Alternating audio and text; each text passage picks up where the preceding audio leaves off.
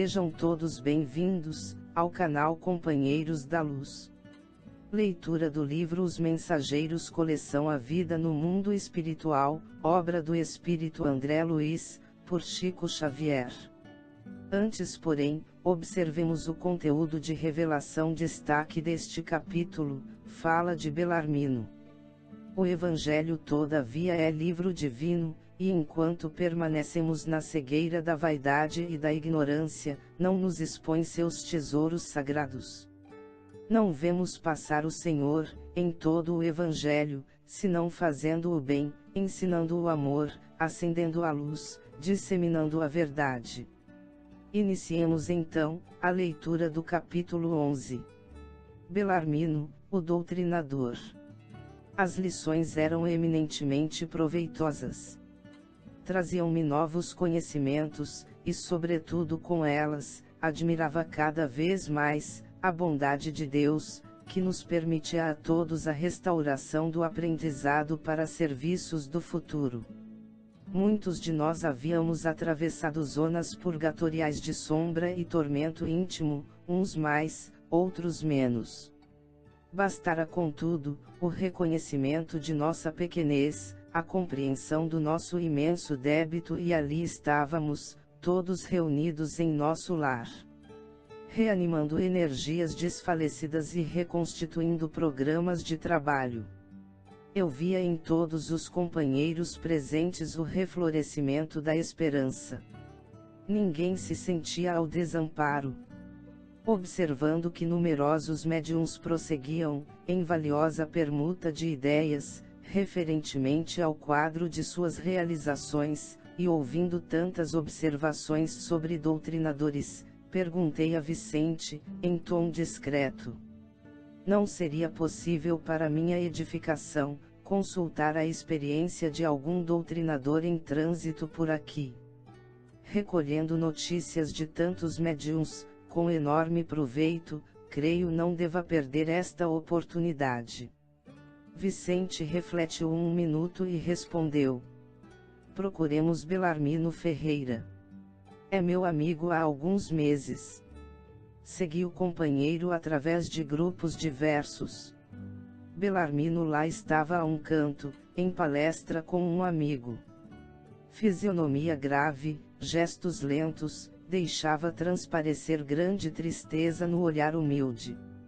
Vicente apresentou-me, afetuoso, dando início à conversação edificante. Após a troca de alguns conceitos, Belarmino falou comovido: com que então, meu amigo deseja conhecer as amarguras de um doutrinador falido? Não digo isso, ponderei a sorrir, desejaria conhecer sua experiência, ganhar também de sua palavra educativa. Ferreira esboçou sorriso forçado, que expressava todo o absinto que ainda lhe requeimava a alma, e falou: a missão do doutrinador é muitíssimo grave para qualquer homem.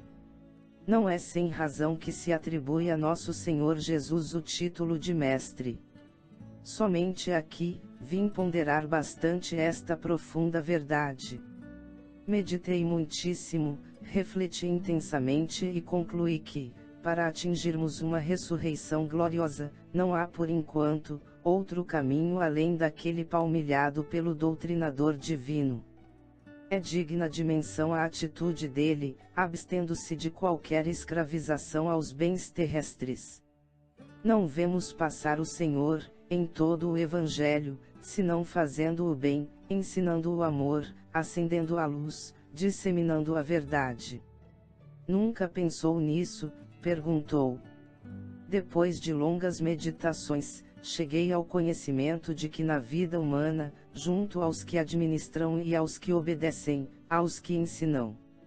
Chego, pois, a pensar que nas esferas da crosta há mordomos, cooperadores e servos.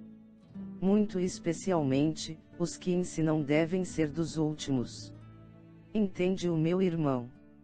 Ah, sim, havia compreendido perfeitamente. A conceituação de Belarmino era profunda, irrefutável. Aliás, nunca ouvira tão belas apreciações relativamente à missão educativa. Após ligeiro intervalo, continuou sempre grave. Há de estranhar certamente, tenha eu fracassado sabendo tanto. Minha tragédia angustiosa, porém, é a de todos os que conhecem o bem, esquecendo-lhe a prática. Calou-se de novo, pensou, e prosseguiu. Faz muitos anos, saí de nosso lar com tarefa de doutrinação no campo do espiritismo evangélico. Minhas promessas aqui, foram enormes. Minha abnegada Elisa dispôs-se a acompanhar-me no serviço laborioso. Ser-me-ia companheira desvelada, abençoada amiga de sempre. Minha tarefa constaria de trabalho assíduo no Evangelho do Senhor, de modo a doutrinar, primeiramente com o exemplo, e em seguida com a palavra. Duas colônias importantes que nos convizinham, enviaram muitos servos para a mediunidade e pediram ao nosso governador, cooperasse com a remessa de missionários competentes para o ensino e a orientação. Não obstante meu passado culposo, candidatei-me ao serviço com endosso do ministro Gedeão, que não vacilou em auxiliar-me. Deveria desempenhar atividades concernentes ao meu resgate pessoal e atender à tarefa honrosa, veiculando luzes a irmãos nossos nos planos visível e invisível. Impunha-se-me, sobretudo, o dever de amparar as organizações mediúnicas, estimulando companheiros de luta, postos na terra a serviço da ideia imortalista. Entretanto, meu amigo, não consegui escapar à rede envolvente das tentações. Desde criança, meus pais socorreram-me com as noções consoladoras e edificantes do espiritismo cristão. Circunstâncias várias, que me pareceram casuais, situaram meu esforço na presidência de um grande grupo espiritista. Os serviços eram promissores, as atividades nobres e construtivas, mas enche-me de exigências, levado pelo excessivo apego à posição de comando do barco doutrinário. 8 médiuns extremamente dedicados ao esforço evangélico, ofereciam-me colaboração ativa. Contudo, procurei colocar acima de tudo o preceito científico das provas insofismáveis. Cerrei os olhos à lei do merecimento individual, esqueci os imperativos do esforço próprio, e envaidecido com os meus conhecimentos do assunto, comecei por atrair amigos de mentalidade inferior ao nosso círculo, tão somente em virtude da falsa posição que usufruíam na cultura filosófica e na pesquisa científica. Insensivelmente, alastrou-me na personalidade estranhos propósitos egoísticos. Meus novos amigos queriam demonstrações de toda a sorte, e ansioso por colher colaboradores na esfera da autoridade científica, eu exigia dos pobres médiuns, longas e obstinadas minuciosas investigações nos planos invisíveis. O resultado era sempre negativo, porque cada homem receberá, agora e no futuro, de acordo com as próprias obras. Isso me irritava. Instalou-se a dúvida em meu coração, devagarinho. Perdi a serenidade do outro tempo. Comecei a ver nos médiuns, que se retraíam aos meus caprichos, companheiros de má vontade e má fé. Prosseguiam nossas reuniões, mas da dúvida passei à descrença destruidora. Perguntava, não estávamos num grupo de intercâmbio entre o visível e o invisível?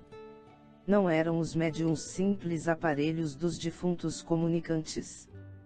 Por que não viriam aqueles que pudessem atender aos nossos interesses materiais, imediatos? Não seria melhor estabelecer um processo mecânico e rápido para as comunicações? Porque a negação do invisível aos meus propósitos de demonstrar positivamente o valor da nova doutrina? Em vão, Elisa me chamava para a esfera religiosa e edificante, onde poderia aliviar o espírito atormentado. O Evangelho, todavia, é livro divino, e enquanto permanecemos na cegueira da vaidade e da ignorância, não nos expõe seus tesouros sagrados.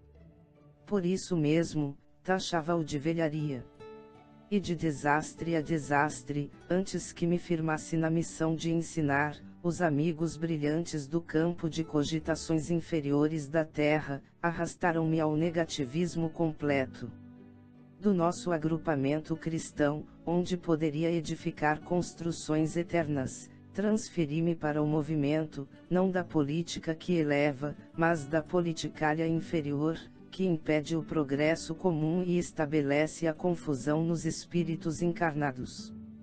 Por aí, estacionei muito tempo, desviado dos meus objetivos fundamentais, porque a escravidão ao dinheiro me transformara os sentimentos. E assim foi, até que acabei meus dias com uma bela situação financeira no mundo, e um corpo crivado de enfermidades. Com um palácio confortável de pedra e um deserto no coração. A revivescência da minha inferioridade antiga religou-me a companheiros menos dignos no plano dos encarnados e desencarnados, e o resto o meu amigo poderá avaliar. Tormentos, remorsos, expiações. Concluindo, asseverou: mas, como não ser assim? Como aprender sem a escola, sem retomar o bem e corrigir o mal? Sim, Belarmino, disse abraçando-o. Você tem razão. Tenho a certeza de que não vim tão só ao centro de mensageiros, mas também ao centro de grandes lições. Chegamos ao final deste capítulo. Não percam o próximo de número 12, a palavra de Monteiro. Muito obrigado, boa reflexão, que Jesus abençoe a todos.